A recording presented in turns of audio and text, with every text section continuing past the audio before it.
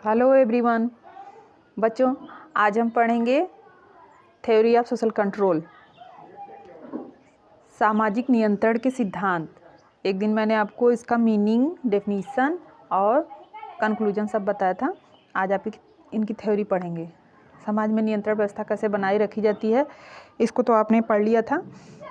Control करने के लिए दो एजेंसीज होती हैं, फॉर्मल और इनफॉर्मल।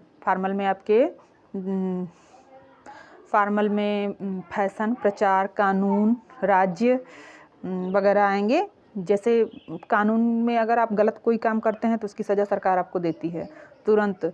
उसके लिए अनुच्छेद, अनुसूचियाँ, धारा, कोर्ट कचहरी सब कुछ बना हुआ है और जो जैसा करता है उसके हिसाब से उसको वैसी सज़ा प्रोवाइड की जाती है। तो वो तो फॉर्मल हो गया। और इनफॉर्मल एजेंसीज में आपके आएंगे।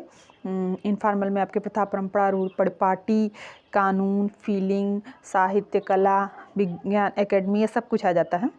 तो इन सब के द्वारा समाज में नियंत्रण व्यवस्था को बनाए रखा जाता है।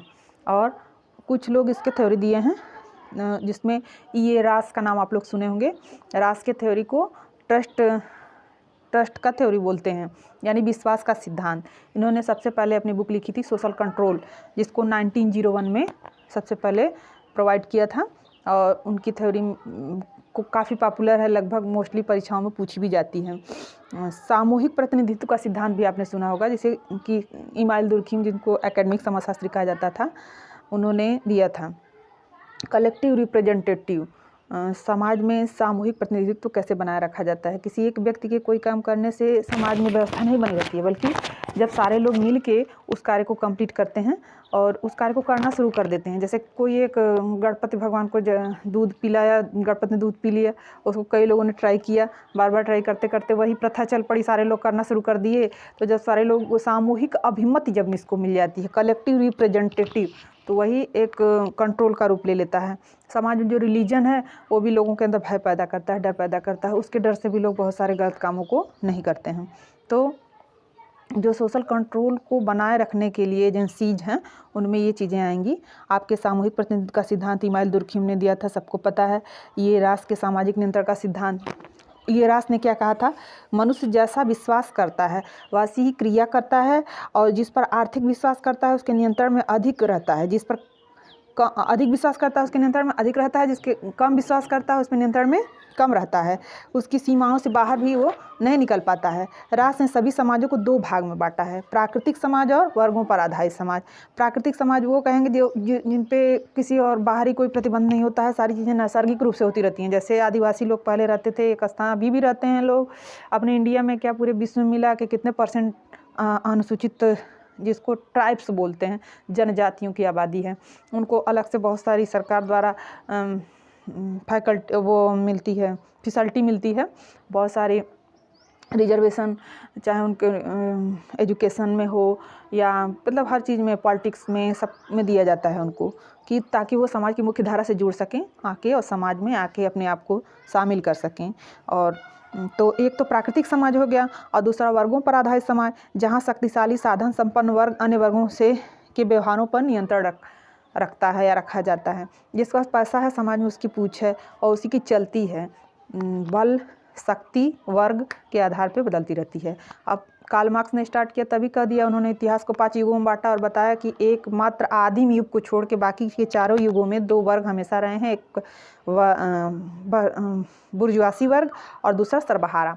बुर्जुआ वर्ग जो होता है, जिसके पास पैसा, रुपया, धन संपत्ति सारी चीज़ों से भरा पूरा है, जिसका विश्व में नाम है, अच्छा समाज में प्रेस्टीज है और पहुँच है और पैसा लाकर में है, अच्छा बंगला है, गाड़ी है, सब कुछ है, तो वो आपके बुर्जुआ वर्ग में आएगा, जो पूंजीपति है। और जिसके अंडर में रह के लोग काम करते हैं, जो काम करने वाले हैं, मजदूर वर्ग है, लेबर वर्ग है, उसी को सर्वहारा वर्ग। वो 2 ही वर्ग बताते, जबकि आगे चल के गिड्डिंग्स ने 3 वर्ग बता दिए। कौन कौन से?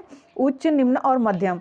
मध्यम वर्ग को उसमें ऐड कर दिया। हमारे इंडिया में मोस्टली पॉपुलेशन मिडिल क्लास की है, जिनकी आवश्यकता पूरी हो जाती है, उसे ऊपर जाने की चाह रखते हैं।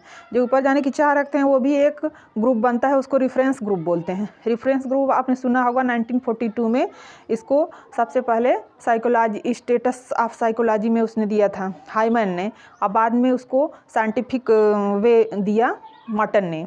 मॉर्टन ने उसको व्यवस्थित रूप वैज्ञानिक प्रदान किया। इसके बाद हर्बर्ट स्पेंसर का सामाजिक नियंत्रण का सिद्धांत है।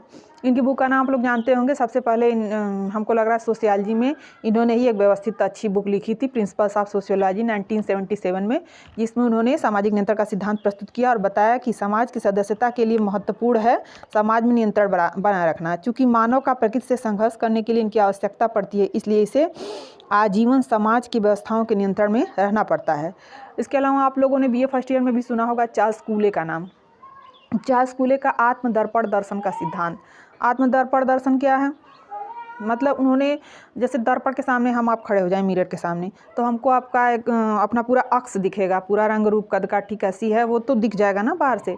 तो दर्पण के समान चार्ल्स कूले ने अपनी book human nature and social order, human nature and social order, social order माने सामाजिक आदेश, ह्यूमन नेचर माने मानव प्रकृति और सामाजिक आदेश।